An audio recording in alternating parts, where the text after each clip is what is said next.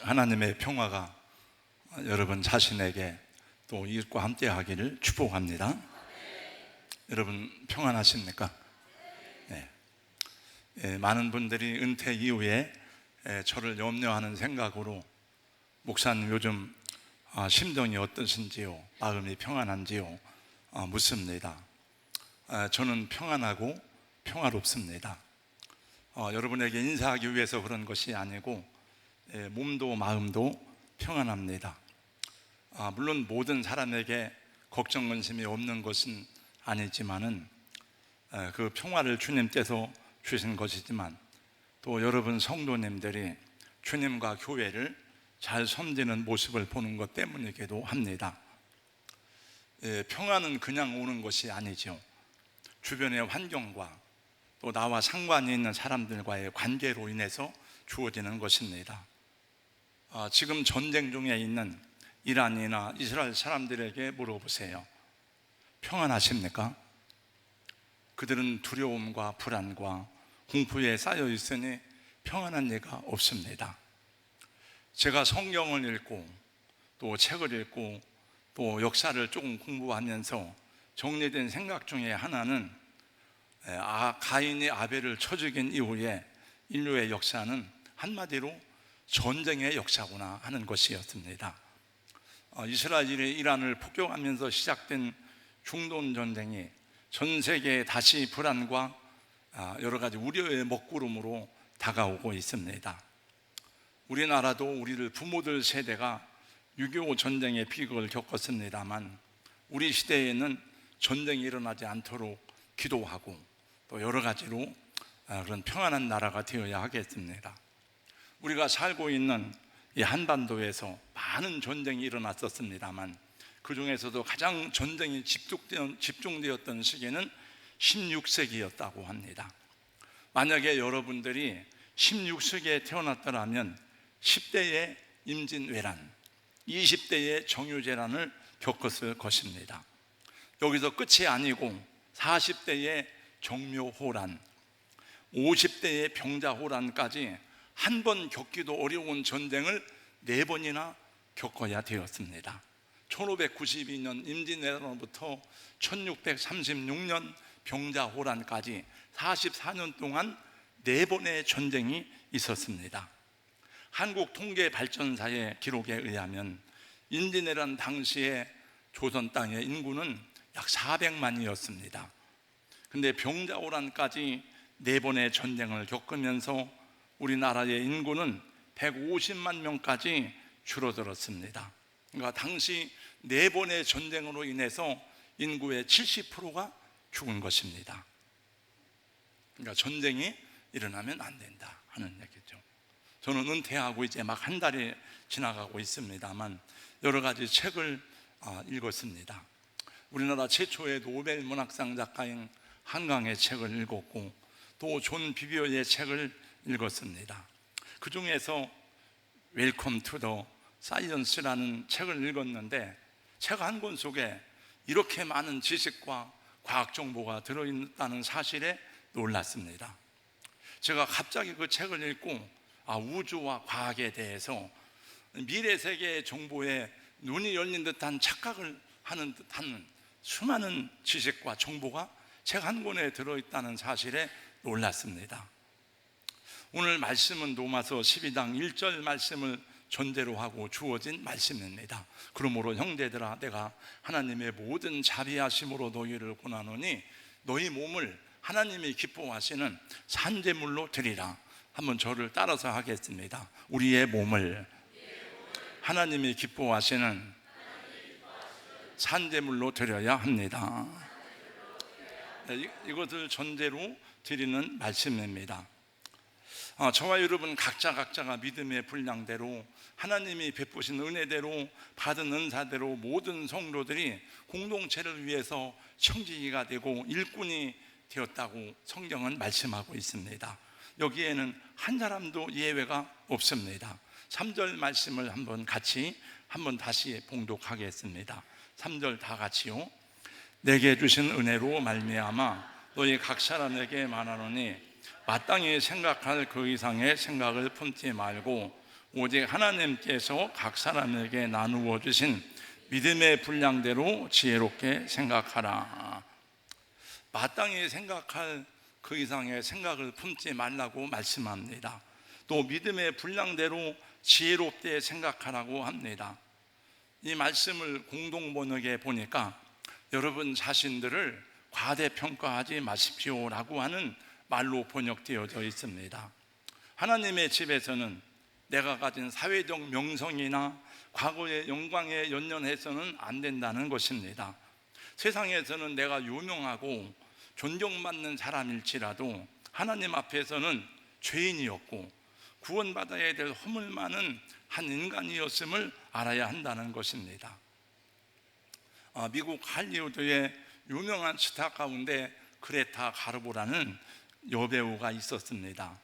그는 나이가 들어서 홀로 은둔 생활을 하다가 쓸쓸하게 세상을 떠났는데 그 이유 가운데 하나는 이 가르보의 명성과니까 하늘을 찌를 듯이 높아져 가지고 그 명성과 인기에 맞는 노년을 보내려면 늙는 모습을 보여주지 말아야 되는데 자기의 늙는 모습을 보여주는 것이 싫어서 그는 홀로 은둔 생활을 하다가 쓸쓸하게 세상을 떠났다는 것입니다. 여러분, 이 세상에서 명성과 권위를 많이 가진 사람일수록 그의 외모와 그의 삶에 대해서 칭찬을 받은 사람일수록 늙어가는 것을 인정하기가 쉽지 않다는 것입니다. 권세를 누리고 목에 힘주었던 사람들이 실패하고 약한 사람이 되는 모습이 보기 싫어서 스스로 목숨을 끊는 그런 일들도 적지 않은 것을 보게 됩니다. 그러니까 나의 그 옛날의 아름다운 명성과 아름다운 외모를 계속 유지하려고 노력하는 것이 소중한 일이긴 하지만은, 그러나 여러분, 늙는 것을 어떻게 막을 수가 있습니까? 그러므로 과거의 영광에 연연하지 말고 지금의 나를 그대로 인정하라는 것입니다. 아프면 아픈 것을 인정하고 늙으면 늙은 것을 그대로 인정해야 되는 것입니다. 망하고 어려우면 어려운 것도 인정하고 가난하면 가난한 것을 인정하고 실패하였으면 실패한 것을 인정하는 것입니다. 그것이 편안하고 자유스러우며 믿음의 분량대로 살아가는 것입니다. 나의 부족함, 나의 약함, 나의 허물에도 불구하고 그것을 그대로 나타내고 사람들에게 나를 위해 기도해 주세요, 나는 지금 약함 중에 있습니다 라고 말하는 것이 하나님의 은혜이고 편안한 삶일 것입니다. 지금은 은퇴를 하였습니다마는 법조계에서는 소신 있고 청렴한 대법관으로 유명했던 김신 씨가 있습니다. 이분은 이제 그 사법연수원을 우수한 성적으로 졸업했음에도 불구하고 장애인이란 이유로 법관 임용에서 탈락이 되었어요. 아픔을 많이 겪었던 분입니다. 또 이분은 어려서부터 중고등학교 교회학교 교사로 오랫동안 섬기고 부산의 삼일교회 장로님으로 섬겼습니다. 이분의 말입니다. 나중에 이분이 대법관까지 지내게 되었습니다. 사람들은 어려움이 닥쳐올까 봐 두려워서 운수를 보고 점을 보고 그 어려움을 감추려고 애를 씁니다. 그러나 저는 이미 태어날 때부터 장애를 가지고 태어났기 때문에 사람들에게 인정받지 못하고 낮아져 본 경험을 가지고 있습니다. 그래서 저는 어려운 사람도 장애인이나 또 사회 소수자들을 편견 없이 대할 수가 있었습니다라고 고백하였습니다. 여러분, 자기 자신이 약하고 부족할 때에 있는 그대로의 상황과 자기 자신을 인정할 때 거기에서 평안과 능력이 나오는 것입니다. 내가 누군지 알아? 내가 이런 대접을 받을 사람이야? 내가 왜 이렇게 살아야 돼? 이런 생각을 하고 있는 한은 평안도 자유도 하나님의 능력도 기대하기가 어려워요. 사랑하는 성도 여러분, 꿈과 비전은 크게 가지시되 여러분의 현실을 인정하시고 현실을 받아들일 수 있는 그런 겸손한 하나님의 사람이 될 수 있기를 예수님의 이름으로 축원합니다. 하나님의 능력은 우리가 약한 데서 오는 것입니다. 바울 사도의 고백 가운데 이런 말씀이 생각납니다. 나의 여러 약한 것들에 대하여 자랑하리니 이는 그도의 능력으로 내게 머물게 하려 함이라. 이는 내가 약할 그때에 곧 강함이니라. 나는 약하기 때문에 하나님을 더 의지하고, 그래서 나는 이 연약함에도 불구하고 하나님의 사랑 안에서 이 모든 일을 감당할 수 있다 하는 것입니다. 또 여러분도 그렇게 찬양하잖아요. 약할 때 강함 대신에 나의 보배가 되신 주 나의 모든 것. 나는 약합니다. 주님이 나의 모든 것이 되십니다. 그 다음에 우리는 그도 안에서 한 몸이요 그분의 지체임을 알고 살아야 한다는 것입니다. 4절 말씀을 제가 읽겠습니다. 이와 같이 우리 많은 사람이 그도 안에서 한 몸이 되어 서로 지체가 되었느니라. 우리 교회 갑시다, 또 교회를 잘 세웁시다, 교회를 잘 섬깁시다 하는데, 여러분 교회가 어디 있습니까? 교회는 여러분이 교회입니다. 여러분 자신이 예수님의 몸이고 예수님의 지체가 되었습니다. 예수님은 말씀하셨습니다. 내 이웃을 누구처럼 사랑하라고요? 내 몸처럼 사랑하라. 그러니까 내 이웃을 사랑해야 되지만, 내 형제를 사랑해야 되지만, 내 몸이 먼저 사랑을 받아야 되는 거예요. 나를 먼저 사랑해야 되는 것입니다. 그래서 먼저 사랑해야 되는 것이 내 몸이에요. 나 자신과 화평하고 나와 화목하고 나를 사랑해 줘야 되는 거죠. 내가 나를 사랑하지 않는데, 내가 나를 돌보지 않는데 여러분 누구를 사랑할 수 있겠습니까? 그래서 원래 이단들에 빠지는 사람들을 보면, 맹종하는 사람들은 자기 학대가 강한 사람들이에요.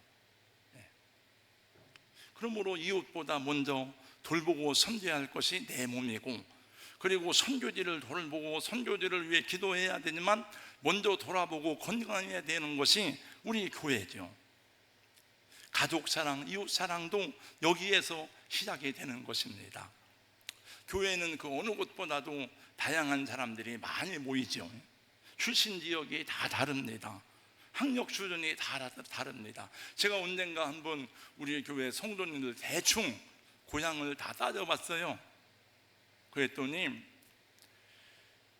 호남 사람, 영남 사람, 충청도 사람, 강원도 사람, 서울, 경기 지방 사람 다 골고루 퍼져 있더라고요. 충청도 토백이 출신들은 한 30, 40%가 안 돼요. 다 지역이 다르구나. 헌신적인 사람, 비판적인 사람, 조용한 사람, 말이 많은 사람, 고집센 사람, 자아가 강한 사람, 다 각각의 사람들이 모였습니다. 여러분 교회가 위대한 이유는 다양한 사람들이 모여서 한 몸을 이루고 있기 때문인 것입니다. 서로 어울리기가 어려운 사람들이지만은 서로 동질성이 없어 보이는 사람들이 한 몸이 되어서 같이 아파하고 같이 기뻐하고 하나님의 뜻을 이루는 것이 교회의 능력입니다. 저도 여러 모임에 가보지만 모임마다 다 취미가 맞아야 돼요. 낚시 동호회, 배드민턴 동호회, 다 그 취미와 그게 맞아야 나이가 맞고 맞아야지, 안 그러면 그냥 하루아침에 떠나버립니다. 그러나 교회는 그것이 아니에요. 저는 우리 교회가 그런 교회가 되기를 소원하였고, 또 여러분들은 이미 그런 지식과 경험을 가지고 있습니다. 그러기 위해서 우리 각자는 자기 은사를 받은 대로 섬기고 헌신해야 됨을 말씀하고 있으니, 6절 말씀에 보니까 우리에게 주신 은사대로 받은 은사가 각각 다르니라고 말씀합니다. 그러니까 다 다를 수밖에 없는 거예요. 또 달라야 됩니다. 각각 다르다는 말을 한번 생각해 보겠습니다. 여러분 우리의 몸을 보세요. 다 다릅니다. 여러분 눈, 코, 귀, 머리, 얼굴, 손, 발, 다리, 이 보이지 않는 이 기능들이 얼마나 많은지 모릅니다. 똑같은 것이 하나도 없습니다. 기능도 다 다릅니다. 우리 지체 중에서 발은 늘 감추어져 있어요. 가장 낮은 곳에서 다른 지체들을 지탱해주고 있고 옮겨주고 험한 일은 다 하면서도 드러나지 않습니다. 여러분 발가락 뼈가 얼마나 가느다란지 아세요? 그 발가락 뼈가 그렇게 가느다란데 그 가느다라는 것이 우리 몸을 지탱하고 있는 것을 보면 참 신기합니다. 여러분, 우리 심장은 우리가 일할 때에도 쉴 때에도 잠잘 때에도 쉬지 않고 펌프질을 하면서 일을 합니다. 제 친구 중에 하나, 강병우 친구라는 친구는 심장마비로 자다가 죽었어요. 심장이 자다가 멈춰가지고 죽은 거예요. 그러니까 우리는 잠을 들어도 심장은 계속 일을 하는 것입니다. 여러분, 심장뿐입니까? 우리 간은 화학 공장과 같습니다. 간, 위장, 신장, 수많은 뼈들, 심지어 머리카락 하나까지 그렇게 중요하지만 이것들은 보든지 안 보든지 누가 격려해 주든지 박수 쳐주지 않아도 계속 자기 일을 하고 있습니다. 여러분, 그렇게 열심히 수고하지만 그 수고에 대해서 여러분은 칭찬해 주었습니까? 박수 친 적이 있습니까? 저는 칭찬하고 격려해 줍니다. 발을 닦으면서 야, 오늘 하루 종일 수고 많이 했다. 그리고 발을 닦아줘요. 또 잠을 자기 전에 잠자리에도 잠들 때까지 이 몸을 어루만지면서 이 수고에 대해서 격려합니다. 저 김정춘 목사님한테 배웠어요. 김정춘 목사님은 잠들기 전에 오늘도 수고 많이 했다. 감사하다. 너 때문에 평안하다. 어루만져 준다네. 이 자꾸 손으로 몸을 어루만져 주는 것이 건강 방법의 중요한 요소가 돼요. 우리 모든 지체들이 교회도 똑같아요. 열심히 수고하지만 누가 박수 쳐주는 사람이 다 있는 게 아니에요. 다 칭찬해 주는 게 아니에요. 그래도 열심히 그런 일을 합니다. 여러분, 우리 성대가 노래를 잘해서, 우리 입이 노래를 잘해서 이 노래자랑 대회에 나가서 상을 받았는데 그 다음 날 그러면은 우리 이 노래 잘해서 저 입이, 여러분 입만 사진 찍어가지고 나오는 게 있습니까? 얼굴이 영광을 받고 얼굴이 빛나는 거예요. 얼굴이 존귀함을 받는 거예요.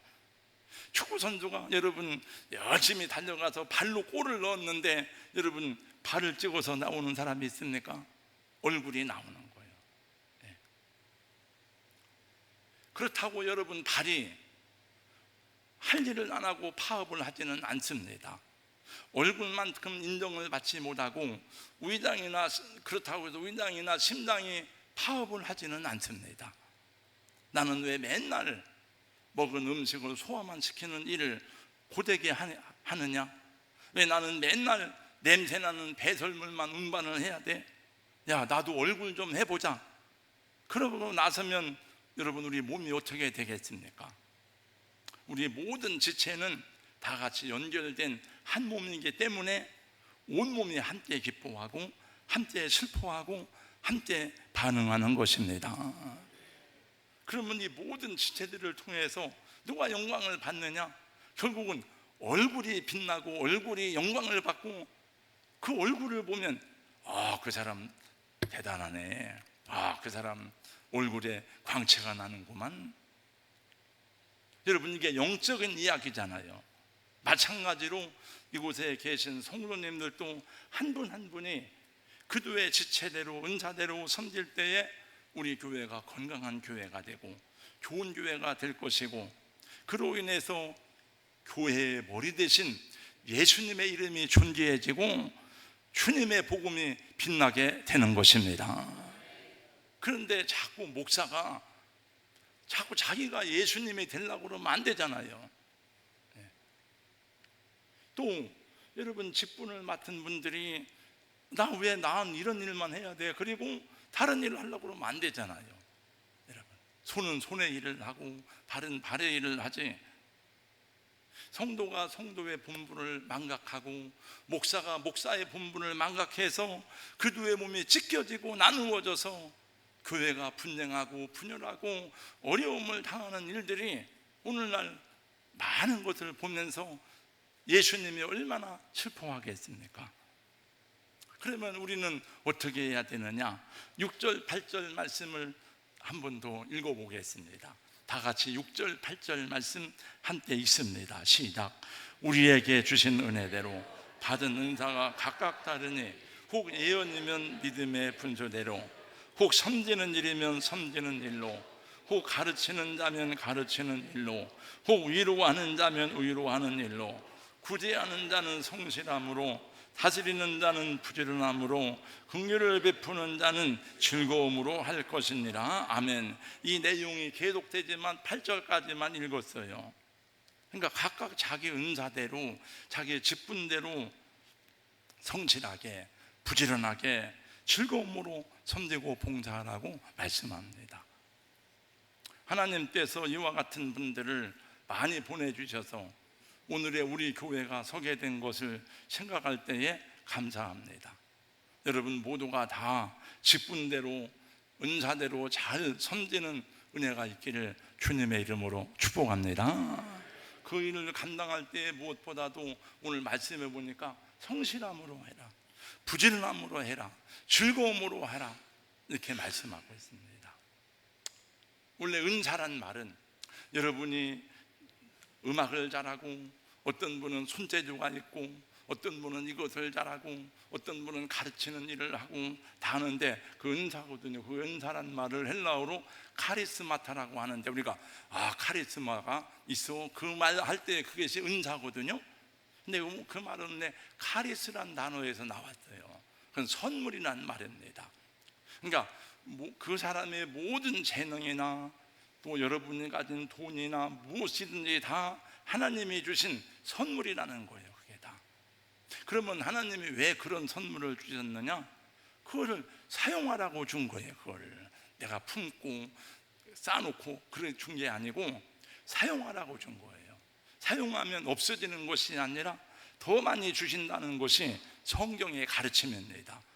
샘물을 퍼서 쓰고 나누어 주면 계속 샘물을 푸고 써도 샘물이 계속 새로 나오잖아요. 여러분 근육을 계속 사용하면 사용하는 것만큼 근육이 튼튼해지잖아요. 그런데 샘물이 아깝다고 안 쓰면은 샘물이 썩습니다.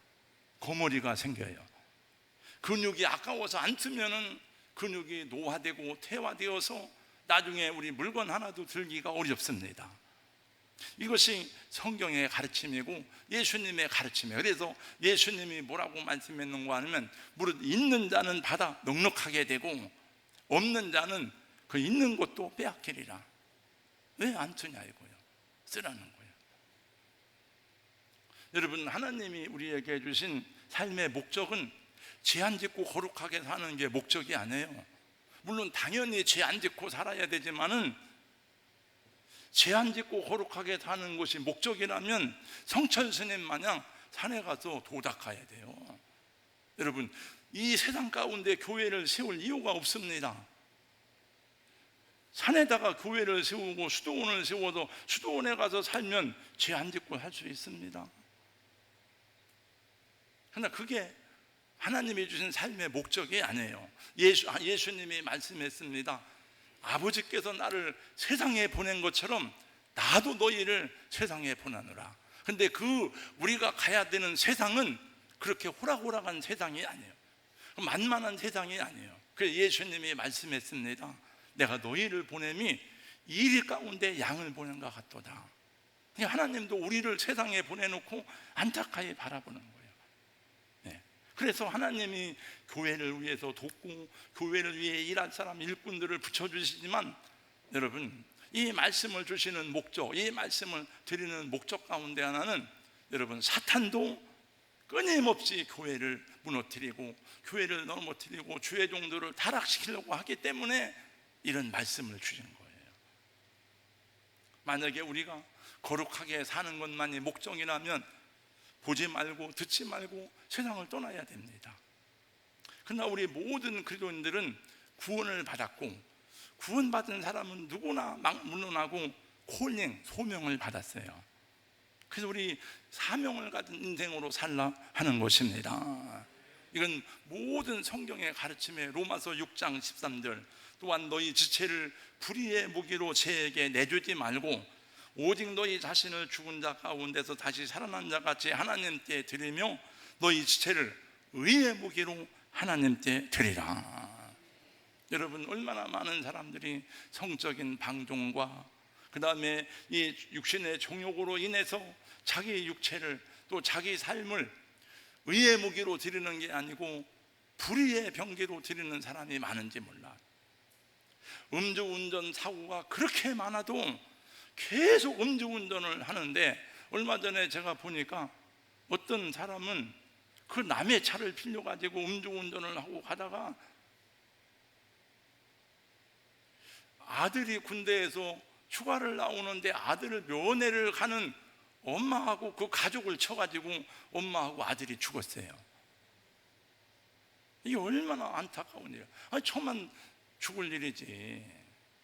이게 다 불의의 병기로 드리는 거예요. 그래서 주님은 말씀합니다. 너희 몸을 의의 병기로 하나님께 드리라. 우리는 왜 그렇게 살아나야 되느냐? 우리는 죽은 자 가운데서 다시 살리심을 받고 구원을 받았기 때문입니다. 예수로 말미암아 변하여 새 사람이 되고 거듭난 사람이 되었기 때문입니다. 그러므로 사랑하는 성도 여러분, 여러분의 눈은 다른 사람들을 사랑하고 동정하고 긍휼히 여기는 눈이 되시기를 주님의 이름으로 축복합니다. 여러분의 입으로 병들고 약한 자를 위로하고 격려해주고 기도해주는 입술이 되기를 예수님 이름으로 축원합니다. 여러분의 손과 발을 가지고 섬기고 봉사하는 지체가 되기를 축복합니다. 제가 이번에 우리나라 최초의 노벨 문학상 작가인 한강 씨의 소설을 읽어봤습니다. 노랑무늬 영원이라는 단편 소설집을 보았는데, 혹시 읽어보고 싶은 분들이, 읽은 분들이 있을지 모르겠습니다만 읽어보고 싶은 분들은 읽지 않아도 돼요. 저한테 물어보면 제가 그분이 하려고 하는 얘기를 자세하게 얘기해 줄 수 있습니다. 저는 소설을 읽거나 영화를 볼 때 첫째 재미가 있어야 된다 생각해요. 첫째 재미가 있고 그 다음에 의미가 있어야 되는데, 이분의 소설은 첫째 재미가 없어요. 그러나 의미가 굉장히 깊습니다. 이분이 보고 느끼고 경험한 인생이라는 것은, 인간 세계의 내면의 본질은 한마디로 참된 자유와 안식과 행복과 회복은 없다는 거예요. 그래서 다 어두운 얘기예요. 이분은 그래서 자식도 어떻게 결혼을 했는지 모르겠지만 자식도 안 낳으려고 그랬어요. 자식을 낳아서 뭐 하냐 이거예요. 이 세상이 그런데.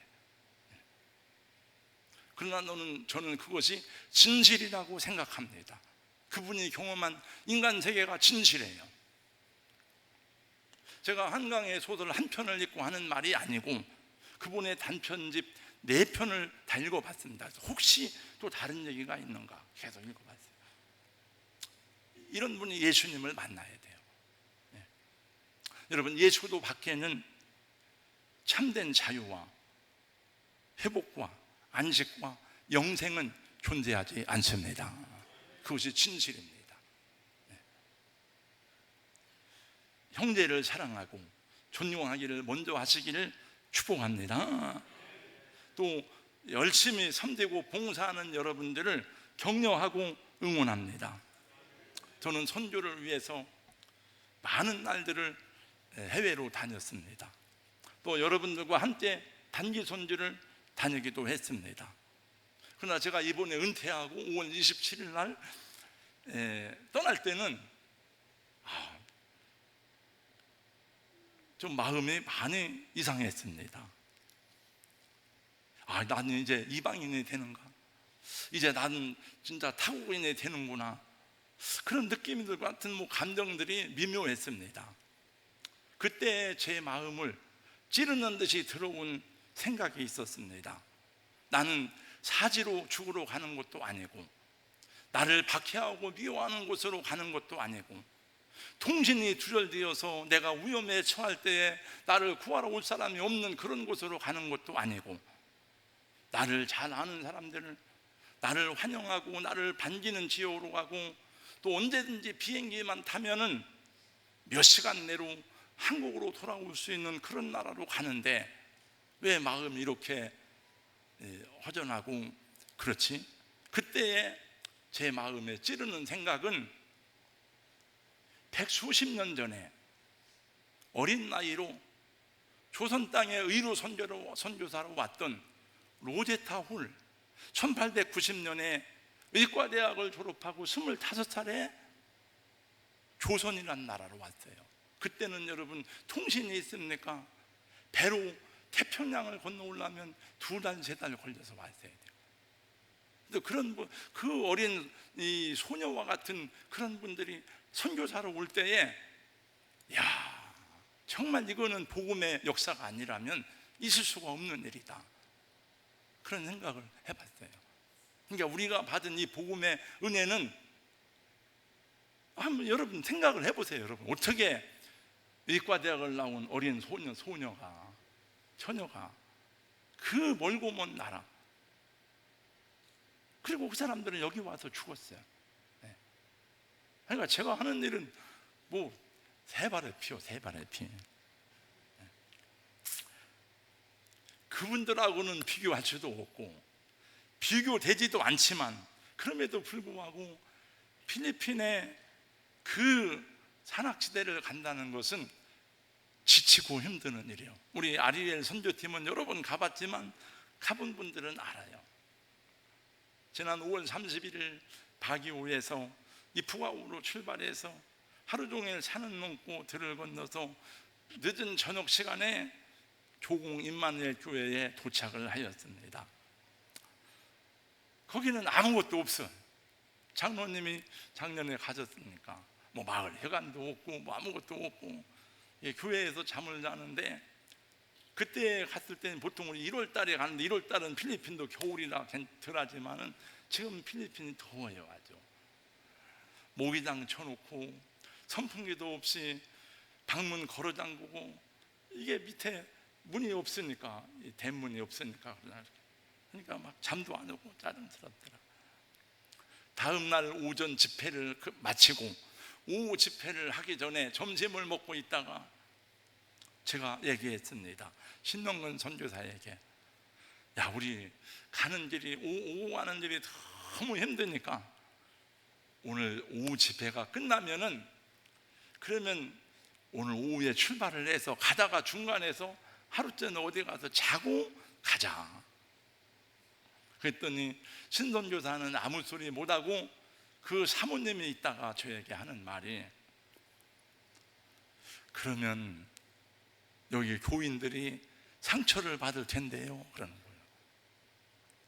거예요. 그분들은 잠도 안 자고 막 그냥 아주 새벽까지 막 계속 닭 잡느라고 막 닭 잡는 소리만 들려요. 그 우리를 위해서 다 음식을 준비하고 월요일까지 요리를 준비했는데 우리가 그냥 가면 상처받아요. 그러면 안 되죠. 우리가 선교하러 와서 성도들 상처받게 하면 안 되죠. 그리고 왔습니다. 그래서 제가 우리 강신영 아내가 구박을 많이 해요. 참 이상한 일입니다. 저 사람은 여기 있으면 머리 아프다고 그러고 막 그러길래, 아니 이 딱딱한 머리가 왜 아프냐. 근데 나가면은 잠도 잘 자고 하나도 안 아프고 그래요. 어느 권사님이 저에게 문자를 보내기를, 사모님이 목사님을 잘 보호해 주실 것입니다. 그래서 내가 속으로 웃기는 얘기다 이거는. 근데 정말 그런 것 같아요. 저 사람은 아주 선교사 체질이에요. 그래서 제가 불평하지 말라고 막 구박받고 다녀요. 불평하지 말라고. 우리 선교팀은 바닥에서 자고 막 그랬는데, 단기 선교 간다라면 나하고 같으냐, 이제 그렇게 얘기해요.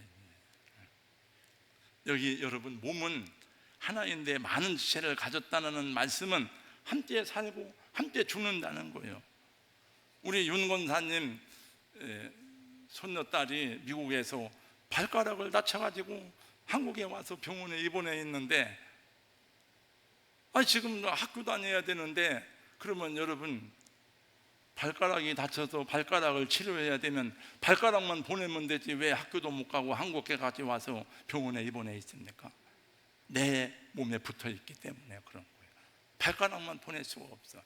요새 간장이 안 좋은데 동맥경화가 걸렸는데 간을 좀 서울대학 병원에 보내야 되겠다, 그럴 수 없어요. 내가 가야 돼. 몸에. 이 성경에서 몸으로 표현된 공동체가 두 개 있는데, 하나는 가정이고 하나는 교회입니다.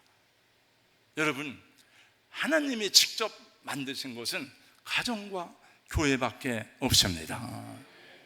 하나님이 국가를 만든 게 아니에요. 기업을 만든 게 아니에요. 학교를 하나님이 만든 게 아니에요. 이 우주 안에 가장 가치 있는 삶의 형태를 하나님이 어떻게 만들까? 가장 가치 있는 공동체를 존재하도록 하나님이 고민하시고 고민해서 만든 것이 가정과 교회예요.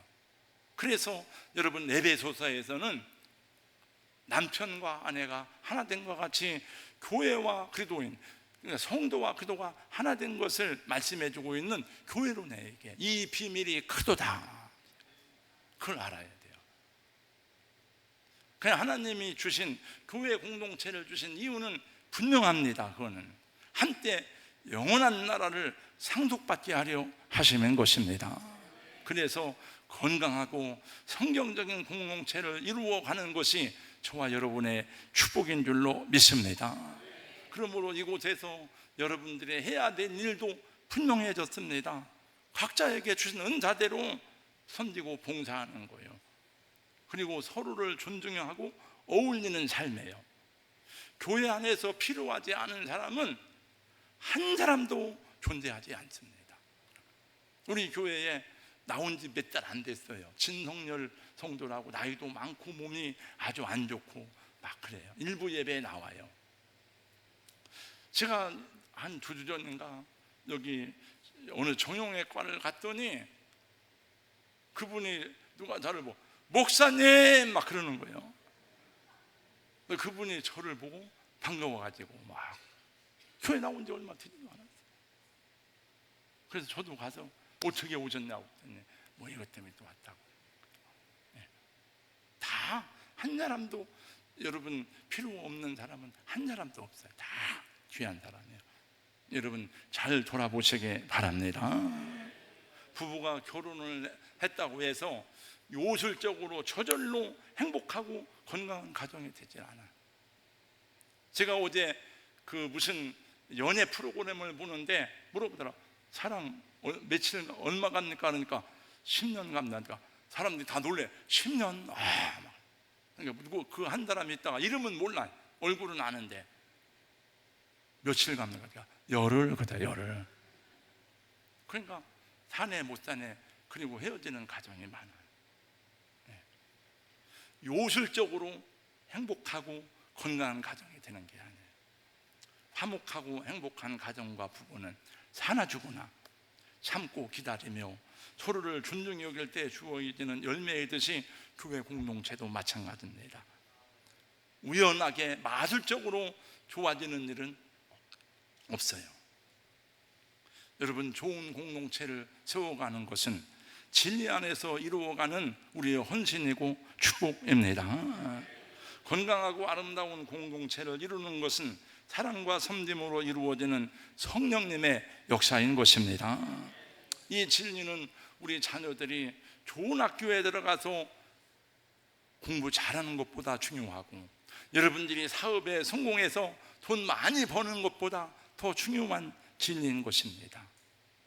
이것은 하나님의 소원을 이루어드리는 영원한 가치가 있는 것이고 우리 자신에게 축복이 되는 것입니다.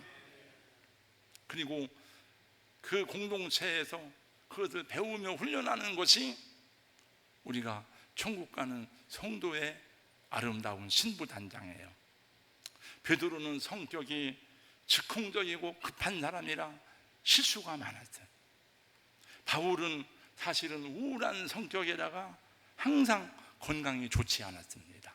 바울은 담즙질이에요. 담즙질. 체질로 볼 때. 마르다는 늘 걱정이 많은 사람이고, 사마리아 여인은 결혼 생활에 실패한 여인이었습니다. 막달라 마리아는 7 귀신 들려서 인생에 무엇인지 방황하던 사람이었습니다. 다 그러나 그들은 인간적 약점을 가졌음에도 불구하고 하나님의 손에 그들이 붙들려서 세상의 축복의 통로가 되고 교회를 세우는 일에 쓰임받는 삶이 되게 하셨습니다. 하나님이 여러분 왜 우리를 구원하고 당신의 핏값을 지불하고 교회를 세우셨는가? 구원받은 하나님의 사람들로 하여금 다른 사람들을 축복의 통로로 사용하기 위해서입니다. 마치겠습니다. 네. 앞으로 한 달에 한 번 정도는 제가 말씀을 전하게 되는데, 월요일 날 담임 목사님이 목사님 돌아오는 주일날 어디 안 가시면 주일날 설교해 주실 수 있느냐고, 그래서 하겠다고 했습니다. 그리고 제가 사실은 준비하면서 설교를 미리 하나 준비를 해놨습니다. 그리고 기도하는 동안에 그 메시지는 개인의 신앙에 관한 것인데, 제가 이번에는 개인의 신앙이 아니라 교회의 하나됨에 대해서, 교회의 축복에 대해서 전해야 되겠다라고 생각하고 메시지를 중간에 바꿨어요. 그래서 이 말씀을 전했습니다. 건강한 교회, 행복한 성도, 축복의 공동체를 만들어가는 사명 앞에 겸손히 순종하는 저와 여러분 되시기를 예수님의 이름으로 축복합니다.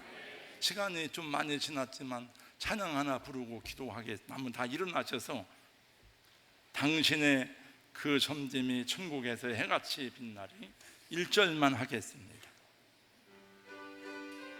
저 김대구 집사님 와서 이것 좀 불러주세요. 마이크 잡고.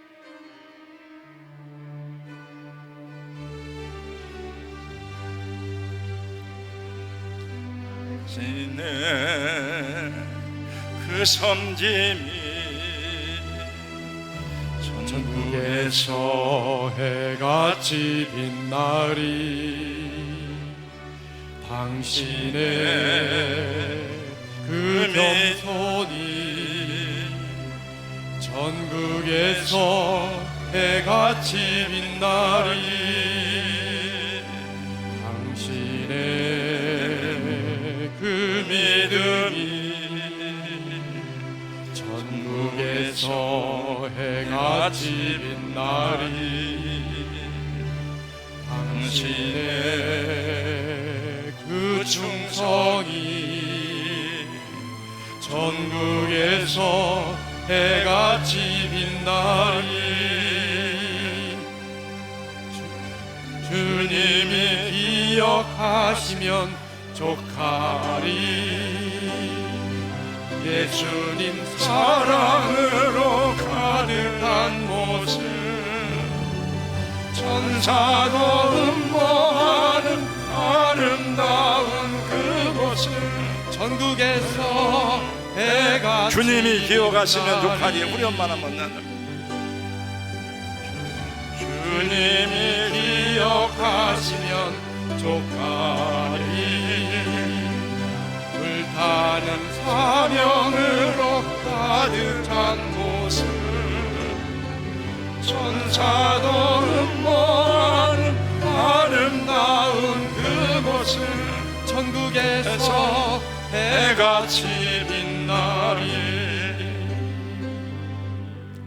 하나님, 우리 몸이, 우리 손과 발이, 심장이 보이지 않는 곳에서도 열심히 일하기 때문에 우리 몸의 건강이 유지되듯이 주님의 교회도 보이는 곳에서 보이지 않는 곳에서 수고하고 섬기는 하나님의 종들 때문에 이렇게 아름다운 공동체로 세워졌습니다.